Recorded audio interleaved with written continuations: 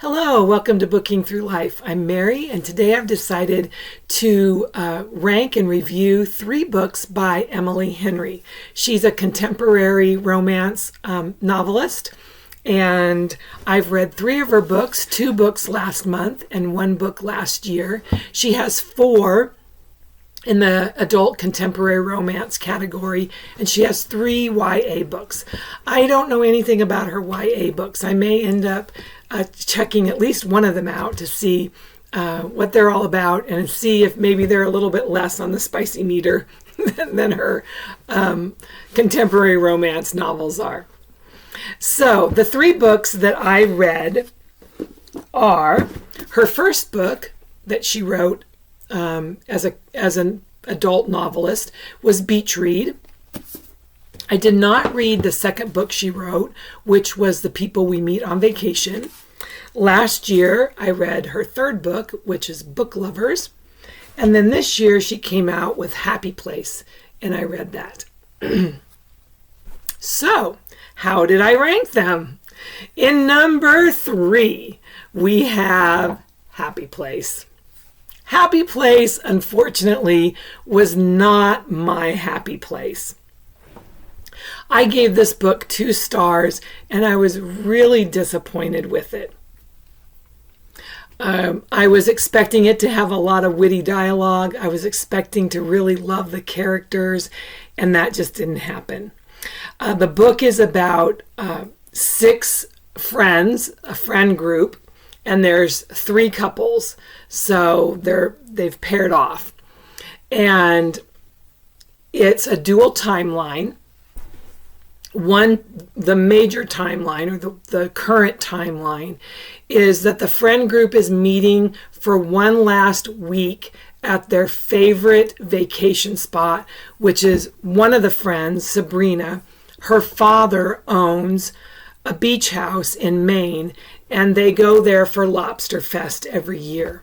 And that is the happy place, particularly for the main character, Harriet.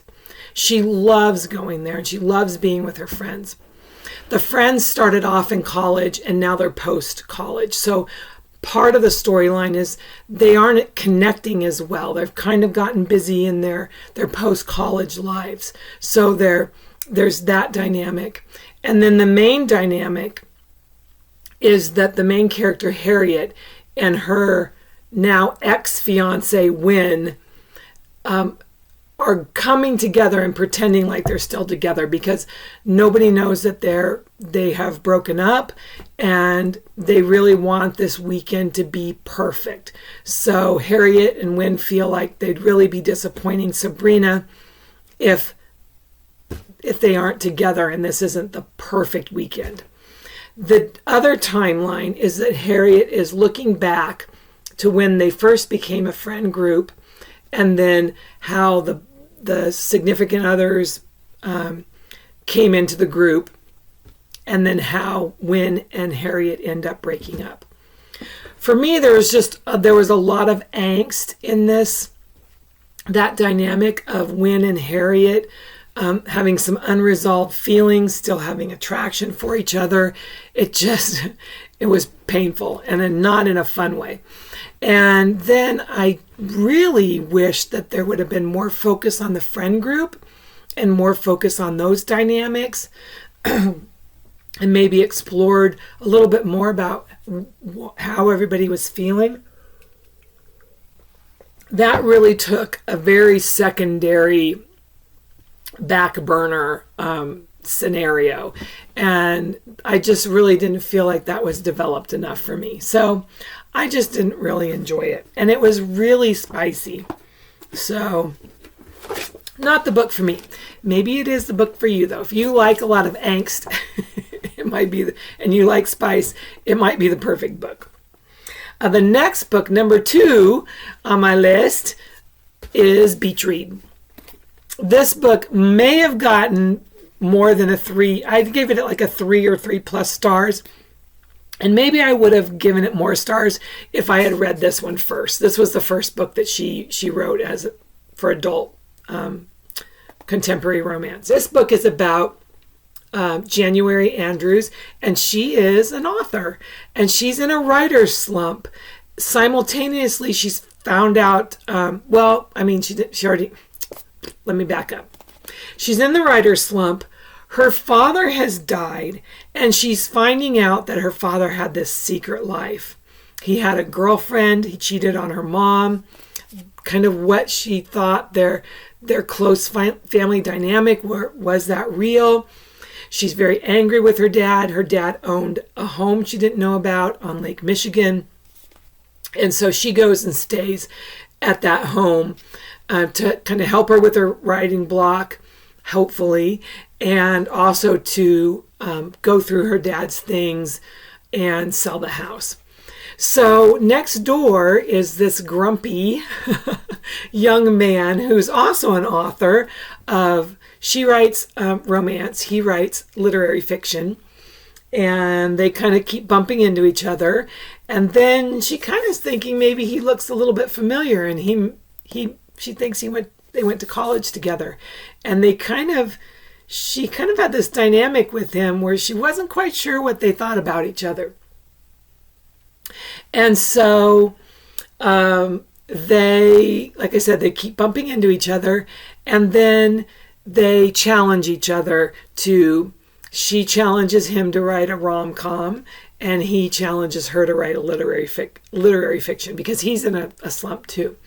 And so they go on these research dates, and we'll just leave the rest up to your imagination or read the book.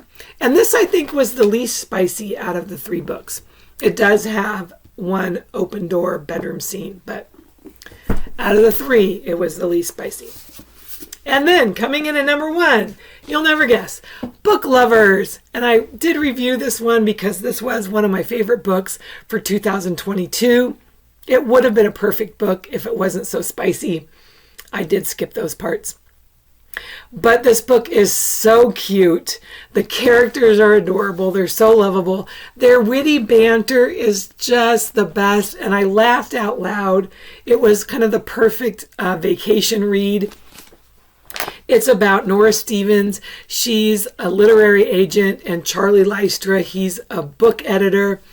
And this takes the stereotypical Hallmark movie rom-com and kind of twists it about. And the heroine is the girl who gets dumped, the uptight, highly successful, highly driven New York woman. And so she ends up being the main character. Can she get her happily ever after with the hero? And they end up in a small town, and sparks fly, and you get this book.